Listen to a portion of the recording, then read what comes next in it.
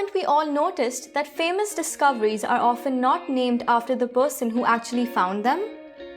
Stigler's law of eponymy, proposed by Professor Stephen Stigler, states that no scientific discovery is named after its original discoverer.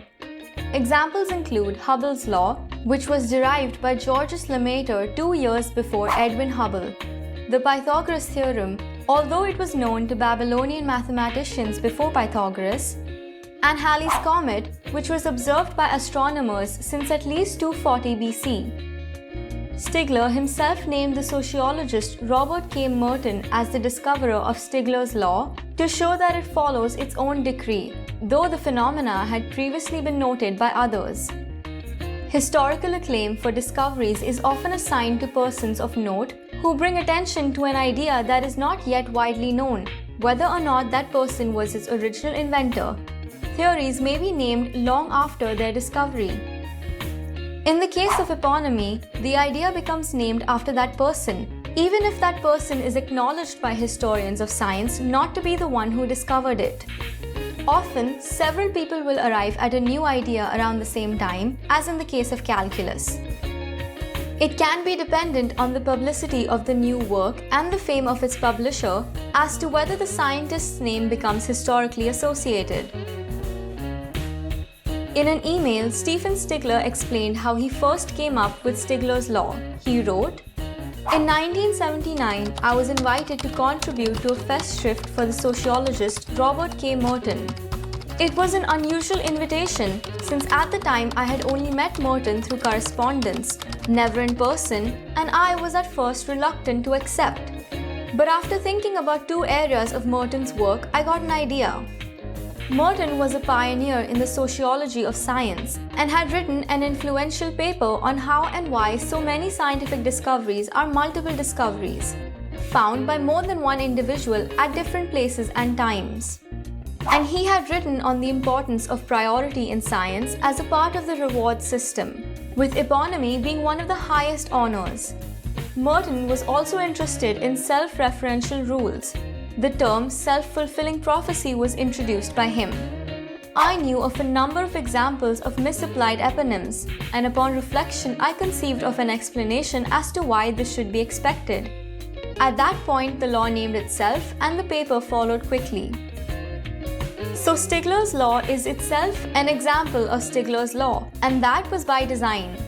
As Stigler himself suggests, it really could have been called Merton's law, but it actually predates both of them. H.C. Kennedy had coined Boyer's law in 1972, which said the same thing as Stigler's but restricted itself to mathematics. Stigler lays out a number of reasons in his paper as to why the correct scientist is so rarely honored with a law named after him or her. He points out that laws are not generally named by historians of science, the one group that makes it its business to figure out who discovered what, but instead the community of practicing scientists, who are naturally less likely to do a lot of intensive research to figure out who first came up with an idea. Moreover, people don't get scientific principles named after them during their lifetimes. Generally, this honor is bestowed much later, and by that time, the intervening decades and centuries make it difficult to pinpoint just who really was the first. And even then, the scientists who get the laws named after them are more likely to be honored for their general importance to the field rather than any one particular discovery, even if they're supposedly being honored for one specific moment in their careers. This generalization is not limited to science. Elbridge Gerry did not invent gerrymandering, nor Carl Baedeker the travel guide. Historians of rock music trace the lineage of the Bo Diddley beat, which didn't originate with that bluesman. The globe is filled with places names honoring explorers who discovered places already well known to indigenous people. Stigler's law is usually taken to be facetious in its absolutism, but it says something non-trivial about the nature of discovery and originality. The naive take on Stigler's law is that the wrong people often get the credit. It's true that famous scientists and others sometimes get disproportionate credit relative to less famous colleagues. That's actually a different law, the Matthew effect.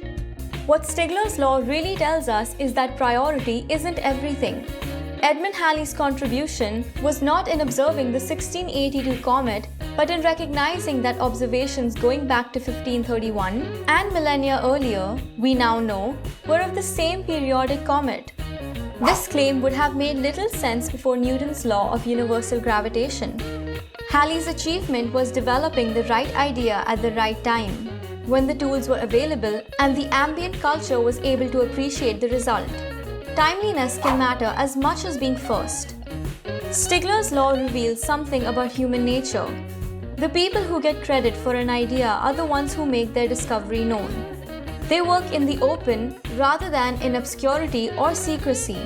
They may be the first to explain an idea as well, or the first to popularize it, or the first to apply it to a problem that people care about.